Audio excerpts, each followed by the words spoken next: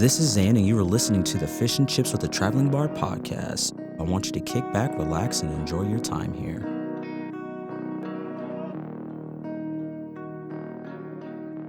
Last take. All right, what's going on, guys? Zan is back here with another episode of Fish and Chips with the Traveling Bard, and this week's guest is a buddy, I've known for a couple of years, and I've actually had the opportunity to be on his podcast before, so I want to give a shout out to my friend Santiago here. I'm going to let him introduce himself and kind of, his background a little bit and where you can find him. What's going on, man? Yeah. Thank you so much for having me. Absolutely.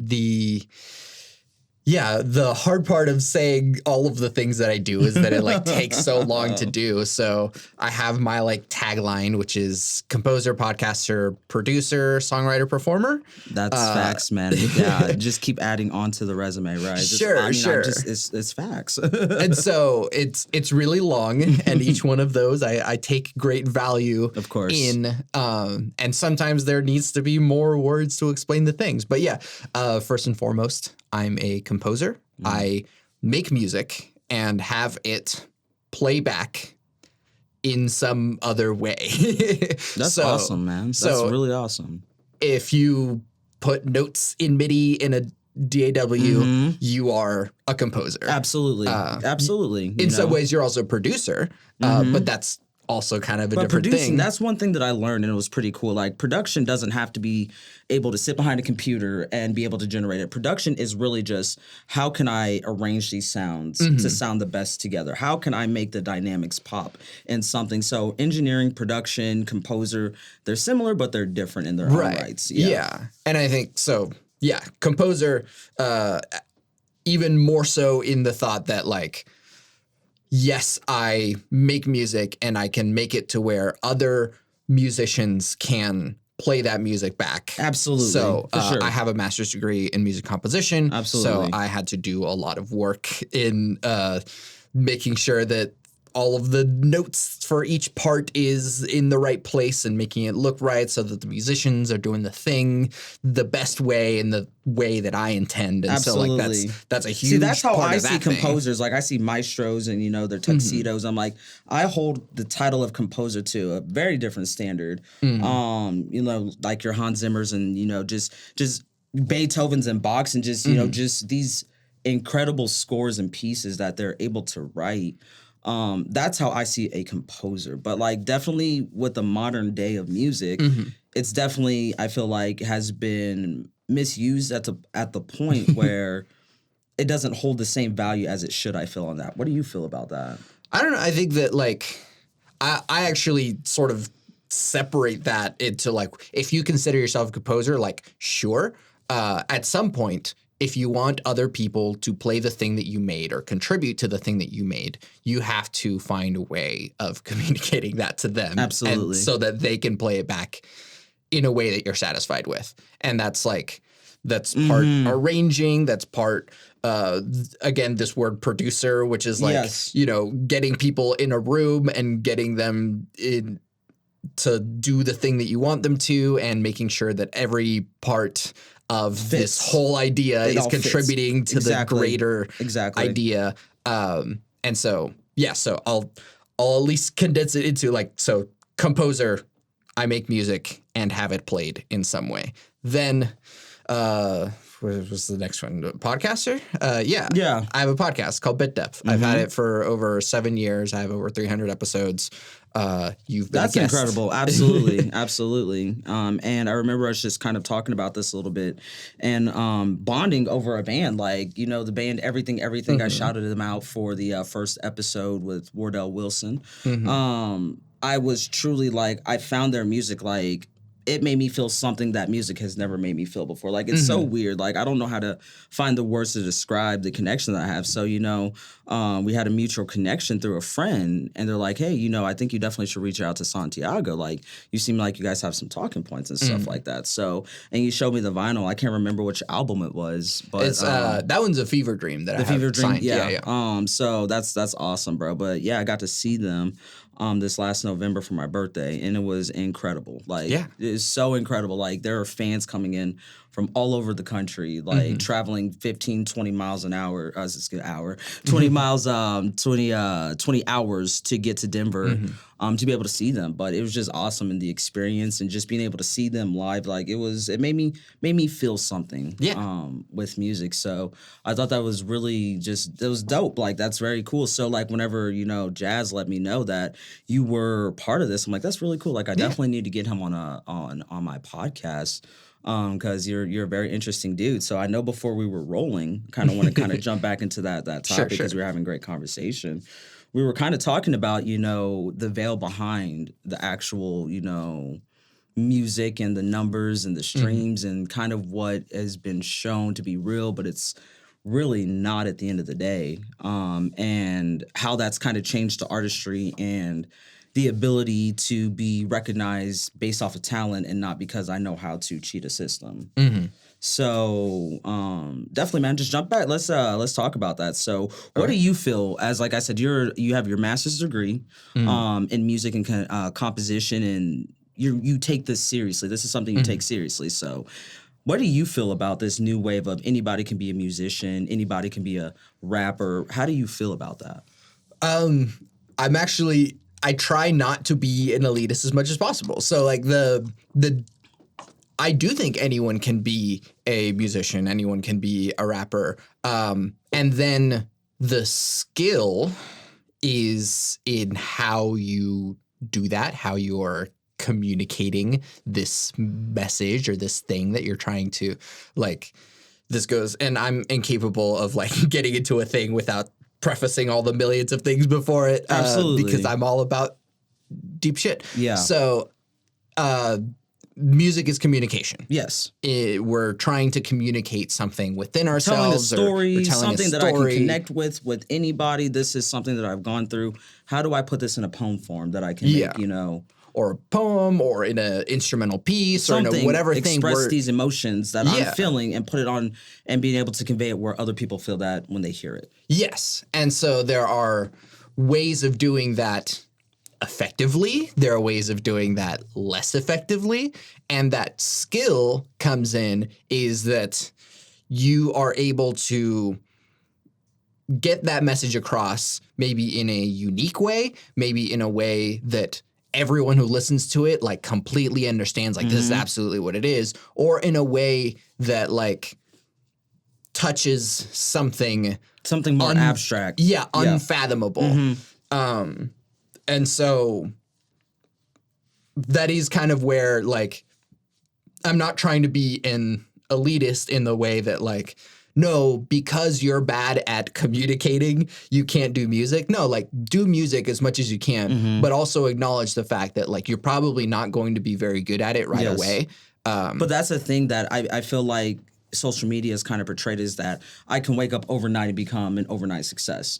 And even when I started my career, I was humbled with my first song. I'm like, okay, I've been doing this X, Y, and Z. But then once you're really in something and you start doing the reps, you start to uncover more and more and more and more. Like, wow, I didn't realize how much I was ignorant to before I started doing this.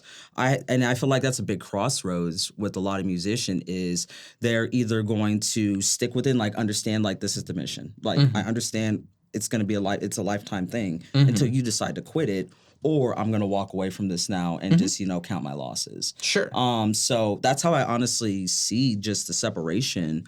And like, I respect anybody that's stuck with it for, more than 2 years, like 3 years and 4 years. And the more years that you put into it, at a certain point, I'm like, I'm committed at this point. Like, I got to keep, I'm like, it is what it is. I've spent enough of my life. Yeah. I'm like, I've sat down, I'm like, and it's humbling. And I feel like I needed that because I was very arrogant, and I felt like some of that crossed over from, me doing my drag king days. When the first time I stepped on stage, I had a fan base and I kept building my fan base. I have very good stage presence, and, I did drag for about 7 years here in Oklahoma City. So I have a lot of experience with that. I've always been used to people just, being fans of me. So that absolutely inflated my ego to a point where like, okay, bet I'm going to go ahead and do this music. And then I get humbled. And I stay humbled. Like I say, I'm like, let me just do this because I want to do this. And I have to tell myself that every time I sit down and produce something, or like, bro, like this can be whatever you want it to be. It doesn't matter. Like, stop trying to make something fit somewhere.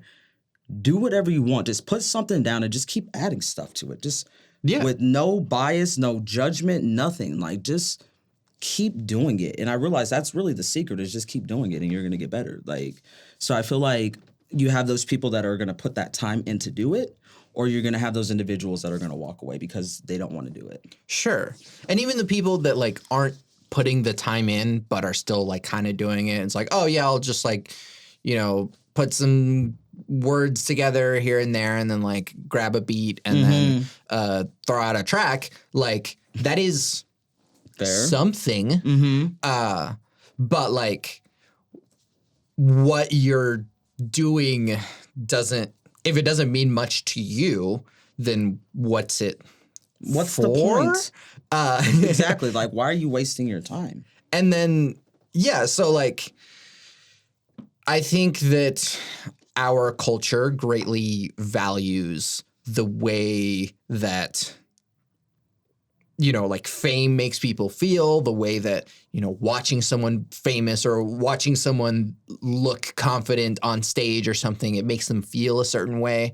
But like, the thing is, like, it's all being exposed as fraud. Like, it's not real. So much of this is just manipulated to make you feel that you're not capable of doing X, Y, and Z, or making you feel that, hey, you can do this overnight. And look at this person blew up overnight. Nobody blows up overnight. Somebody blew up after like 5-10 years. Like, nobody blows up overnight. And that's such a, I feel like that instant gratification culture that's kind of been ingrained in people is a reason that people, you know, don't stick with things and, you know, hey, realize this is my first day doing this. Yeah. I need to be kinder to myself. I haven't been doing this for 10, 15 years. I have to realize that every day that I put into this craft, I'm a day better than I was yesterday. And then you start to just evolve. If you just go in with 1% mentality of it's going to be 1% better every time I put something out, be proud of yourself. Yeah. And that's something that I've had to do with myself because I'm so hard on myself. But I have to remember, like, you are exactly where you're supposed to be in this moment with your music. So I feel like if people and musicians and artistry, or really any skill set of any kind, don't give up because you don't know everything. Like, you're never going to know everything. But every day that you put time into your craft, you're going to get a day better. And then you're going to look back, it's been 100, 200, 300, 400 days. Yeah. But you improve. Yeah. And so we can see the ways in which, like, looking at child stars, for example, that they jump into it and whatever it might have been that, like, their parents pressured them into it or like threw a whole bunch of money so that they could like be popular or whatever, or the phenomenon that happens nowadays with social media, like you get a viral TikTok and suddenly you have a whole bunch of eyes on you. Eyeballs are kind of the currency of social media in this day and age. And so like the distortion happens where it's like, people are seeing my stuff and they're telling me that they like it. It must be good. Yes. But like that doesn't necessarily, like you cast a wide enough net and you're going to like catch people that like your stuff no matter what. And also on the downside of that, you're also going to get people that don't like your stuff and are going to be very vocal about not liking your stuff. And that can be you have to get a thick skin if you're going to be in the music game. You just have to. Not everybody's going to be a fan of yours, and just realize that. Yeah, but at the same time, it's like no one gets famous, quote unquote, unintentionally. Like you have to actually like put your stuff out there in order to. No one trips into you know, superstardom. It doesn't happen. So like I've sort of said this a lot, but like the best guitarist in the world is probably some 58-year-old Chinese guitarist that he's like a farmer and he like plays his records back and then like shreds the shit out of it and like no one's ever going to hear it. And like that's wild. I've never thought about you know, like that's whatever wild. Conceptual like that's best, crazy. Whatever. What is best? Yeah. And so what is good? And so then like you know, maybe some record executive might be like, how do I get that? And it's like, but that's not real. Nobody, record executives aren't looking for that. Yeah. They're looking for what looks like the best. Exactly. Who can I make money off of? Right. Who is controversial enough or pretty enough or whatever? Who can I make the most money out of? Yeah. And then the other part is that like the artists themselves are capable of like, if you are able to sell confidence in such a way, even if your music isn't like quote unquote that good, whatever good means, like if you're able to sell confidence, it doesn't really even have to do anything with the music itself as long as you believe in it. Yeah. Yeah. But like, again, if you reach enough people, there's going to be people that like it. And so it's like, yeah, there's definitely songs that we hear on the radio and we're like, this. Yeah, like people are saying they like this, like people like really, right? But you like beat enough people over the head with a thing, and they're just going to like find the things in it that they like it. Yeah, like I guess I like how these drums are, or you know, because the radio's telling me that people like it. Right, it's a social. It's a social. it's crazy. But like people paid enough money to have that play on the radio enough times. You can pay. If you have a stockade, unlimited, a limitless amount of money that you can just throw at getting streams, getting exposure, getting magazine covers, getting, you know, played on here, you know, some DJs and a network that are going to spin your music. You can get enough eyes on your stuff and you know the right people. You can blow up overnight, quote unquote. Yes. And then it's how you use that and like it's all a game. It is, but it's like so I don't know, who was it, Doja Cat or something like that, like there's an amount of money that like she paid to have a number one hit. Or maybe it was Megan Thee Stallion. I don't remember. It was one of the, and like, I'm sorry for you're fine. my ignorance on that genre. I've heard that like, a lot recently. Like I've been hearing a lot about that recently, where people are starting to really just peel back the layers of the music industry and realize like, wow, this is kind of a dark industry in a sense. Like, and the more that you peel back those layers, the more you're going to realize like, wow, this has all been kind of just a facade. Like it's a picture that's been painted to give the illusion of success, but in the background, these artists are broke. In the background, these artists don't own any of their masters, any of their, you know, their songwriting. They don't own anything because they sold away their rights to this record label because they didn't understand the contract. Sure.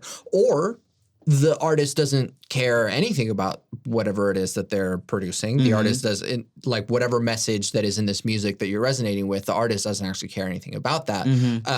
Rihanna doesn't write any songs. And she like has really good music. Yes, she does. Like, but like she doesn't write any of those songs. And like, what does that mean to her as an artist? But like Rihanna doesn't have to write songs if she's a really good singer, if she has charisma, if she looks a certain way, if she dances a certain way, if she can sell certain numbers. And she like, then she has fashion, she has all these different areas where she can pull revenue from. She's a billionaire now. Like she's a billionaire. She doesn't have to do that if she doesn't want to at this point. And know? So the rest of it comes from like how else are you going to play that game? What is your thing as an artist? Where do you want to be? What level do you want to be seen at, in a sense? Well, yeah, but like what's going to be your thing? And the like thing, a gimmick? Sure, you could call it that, but everyone's unique. Yeah. And we have to, like, if you want to make a living off of music, you have to make money off of the thing that you're doing. Yeah. And there are ways to make money off of the thing that you're doing, and there are ways that you won't make money off of the thing that you're doing.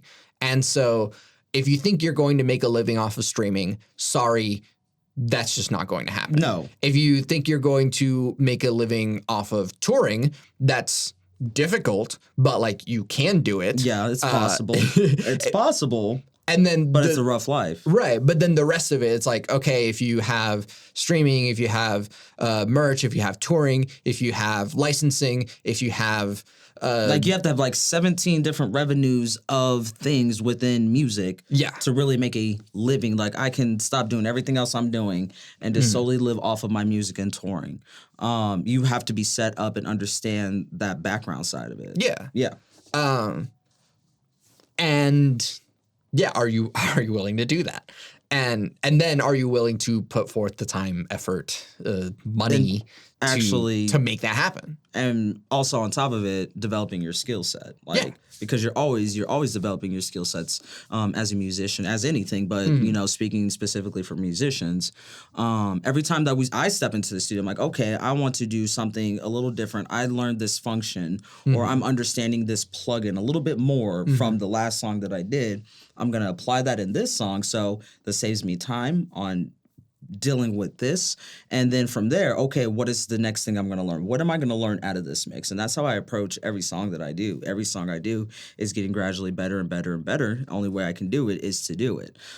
So that's how I challenge myself. Like, I'm not doing it for anybody else. Like, you know, I hear, you know, your engineering, you're absolutely fantastic. And, you know, my buddy Wardell and, you know, even the group Everything, it's just, it's so technically clean and sound that I'm like, that is a standard for me. Like, that's where I'm like, I understand I'm not there yet, but I'm better than I was last time. I'm better than 99% of the people that are, you know, doing it. Every day that I do it, I remove myself just a little bit more, and I'm just a day ahead of the person that didn't do it.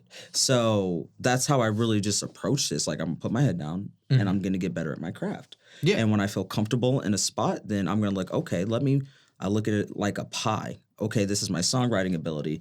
Is my songwriting ability on par with everything else I'm doing right now? Yeah. If it is, I'm good on that. Start kind of breaking down the individual components and taking time on my weakest form to be able to increase the sound of everything. Sure. And that is an approach. Yeah. And like there are some people that don't even have that approach. Yeah. And they're doing their thing very differently as well. And it's like, I don't care about the beat. I don't care about the sound. I just want to make sure that my rhymes and lyrics and wordplay is like at its peak. Absolutely. And it's like, if that's who you are as a rapper, like that's awesome. But that's not who I am as a singer-songwriter. Yeah. I don't even rap. Yeah. And so like everyone has a thing that they can like hone into and you can make your music as well-rounded as possible, or you could lean into a thing or you could, whatever it is. And then how are you going to spin it? And so the industry isn't real. Everyone has paid to get to where they are. Everybody has paid a certain amount of money. And so once you acknowledge that, then it's like, all right, now how can I play the game? Exactly. And so it didn't quite disillusion me sort of seeing the way that this worked as much as it was like, oh, okay, guess I got to learn the game. And I'm just now getting to that point. I'm like, let me learn the game. Let me stop being in my ego and being prideful, and let me learn how this game is played before I want to change it. Yeah.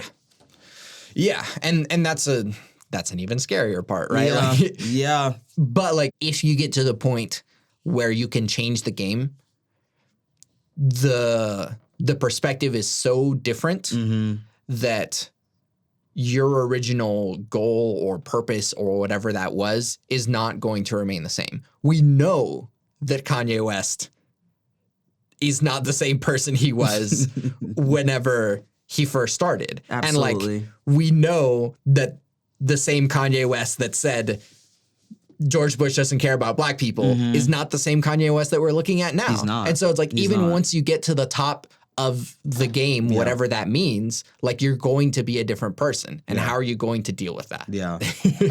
Man, that's a lot of pressure. Like, you paid for this. This is what you asked for. Now don't be upset that you have it in that sense. I don't know. That's crazy. Now don't be upset whenever it breaks you. When it breaks you, right? Yeah. And so at the same time, it's like you could look at all that and be like, ooh, this is scary. Maybe I just want to like be where I'm at. Yeah. Cool. Like be where Like you're at. There might be levels to this. I'm like, Yeah. I want to get to this level right below this X, Y, and Z. And I just want to sit there, you know, in that comfortable world where I'm not known like that, but I'm comfortable where I'm at. And I have this fan base, I have support that I can just do what I love for a living and not have to worry about anything else. I really think that's the dream when it comes down to it. I just want to be able to do what I love and make a living and support myself, being able to do this. And still, that is very hard. Yes, it is very hard with the rules of the game that we're playing right now. It is very difficult to not just like look at it and despair over just like how fucking broken the system is outside of just like music, but outside of just like everything. Like most people can't pay rent. Most people are living paycheck to paycheck. Most people, all this sort of stuff. Most people don't know how to vote. And whenever they do, like they don't know who to vote for and all that sort of stuff. Like it can be very scary and despairing. But at the same time, we do these little things in our own personal lives to like help us get through the next day. Yeah. And it's like, if it just means getting another $20 so you can get high tomorrow, like, cool. Like, that's you're living. You're living for something. Yeah. If it means just like writing a song for yourself and no one ever hears it and that gets you through, awesome. That's awesome. Man, like, I forget, and I feel like there's times where I put so much pressure on myself that I forget, I'm like, this is what I started doing it for. Just to help me, therapy, just being proud of what I've been able to accomplish at this point. You know, I've done things, you know, and I've worked my ass off and, you know, I've gotten certain places, but I'm like, now I need to do this consistently. Like, that's my thing. I'm like, I'm comfortable where I'm at to a point where I just need to be consistent with this, getting out there, you know, signing up for pride festivals and just different things, you know, looking for shows to be able to perform at, just getting out there and getting my brand seen. I'm like, that is a step forward in the direction that I want to be in. Like, start with those big steps and realize how many steps you've taken to that point. Yeah. And over time, as you learn, you'll probably find the like all the mistakes that you didn't even know that you were making and be like, wow, like this step that I took that was maybe I thought was going to help my brand actually ended up hurting me. But now I'm on the other side of that. Exactly. I needed that mistake to learn to be able to learn and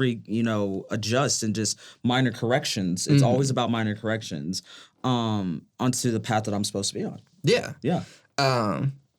Yeah. For me, it's about just like I'm making my stuff. I'm trying to reach a certain standard that I have right now. And then what amount of money am I going to have to pay to have that be recognized? Because again, you could just throw your music out into the ether and like it can be very disheartening to like, you know, make a Facebook post or something and be like, I put out a new single. I hope you listen to it. And it's like, cool. Like 12 people saw that. And then whenever you just you refresh the statistics and you're like, why is it not going up? And it's like, well, there's lots of reasons why it's not going up. It's intentionally not going up for you. And I think knowing that at a certain point, it's like that's beneficial for us in a sense because we're like, we understand this is a game. This has nothing to do with me as an artist or my talents, my abilities, like you said, what is good. But it has everything to do with what am I willing to pay for this exposure? And that's what it really comes down to. So at the end of the day, just really make music for yourself. And I believe, you know, definitely about, you know, manifestation and putting, you know, the intent out there. If you put every song out there like, okay, this one's going to be heard. This is the goal that I want for this one. Like if you have tangible goals that you can set mentally for yourself, you're going to see that build up over time. Yeah. So, and it's easy. Like, I'm like, okay, I can do this. I can, you know, this next song get 1,000 streams in X amount of time. That's a tangible goal that I can make. Anything above that is just icing on the cake. Next song, I want to do, you know, okay, 2,500 on this song. And that's the approach I've been taking with my music, and it's been working. Just, you know, being able to promote it on different social brands. I'm slowly starting to see the analytics trend upwards for me. I'm like, okay, I'm starting to understand this a little bit. It's a delicate dance. I'm like, it's not gonna happen overnight. Like I might go, but I went viral over a Oklahoma driver's post. Like that's the only time I've gone viral where my stuff was shared on something. So I'm like, okay, I understand. Every time I post though, I'm getting more engagement. My numbers are climbing, one by one every day. But it's getting me to where I want to be. That certain level of exposure. Yeah. And I will say that like not necessarily like to you, but to just kind of this idea of like manifesting your goals is like, sure, you can manifest like what the thing is, but you also have to like do everything you have to put you can the steps to like in to get there. to do it. So it's like, yeah, this song is going to get 1,000 streams. But it's now like, cool. I need to boom, put the steps in, reverse engineer backwards what needs to happen for that to be able to get to this certain number. Yeah. No, absolutely. There has to be some level of promotion, some marketing. You have to put the bare minimal in there to get something out of it, you know, and just get better every time you do it. And whatever effort you put in might be different for every different artist. And so, yeah, maybe you're not as good with visuals, but maybe you are a really good writer. And so maybe you have a blog, or maybe you like just word vomit on your Instagram stories, or like whatever it is, and people are really drawn to that, and that can be your thing, and you don't necessarily have to be in front of the camera all the time. Yeah, absolutely. So whatever works for you, just like you gotta find your gimmick or your shtick or whatever it is. You could be negative about it or just be positive about it. Yeah, and just then, like that one thing, like you said about your personality. I love sharing memes. I'm funny. Like I'm like that. These are things that make me laugh. I'm sharing stuff so we can bond over humor on something. And you bond with me on this one thing in life. You're more open to getting to know me and more about me and supporting things that I do. So like I said, it's baby steps. Like you have to reverse engineer this to the point of how do I get to that next step. But man, thank you so much. I think that's a good man. We went deep on that one. So I appreciate you being on my show, bro. Of course. This is Santiago. Go ahead and shout out your socials, where people can find you, your podcast. Every plug that you would like to go ahead and throw out there, please go ahead and share. Yes, I'm Santiago Ramones. I do music and audio.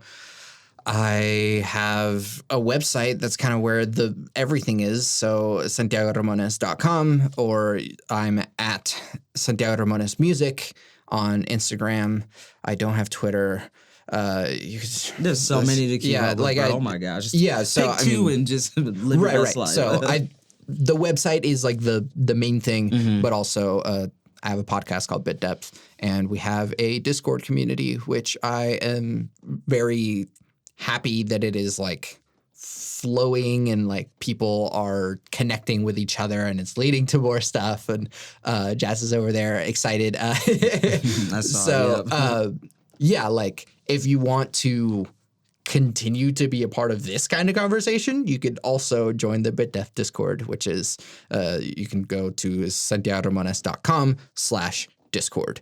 But I mean, there's probably a link in the description of this podcast. Is probably my website. Yeah, we're probably going to go ahead and have that link. Yeah. So just click on that link and it'll take you where you need to be. Because every time he says Santiago Ramones, it just like goes in one ear and out the other. He's like, how can he say those words so fast? Yeah, that's my name. Sorry. So no, we'll definitely go ahead and get those links down there. But once again, man, thank you so much for being on this episode. Thank you for having me. For sure. And I hope you guys enjoyed your time here. And until the next time, I am Zan the artist, and we will be talking later. All right.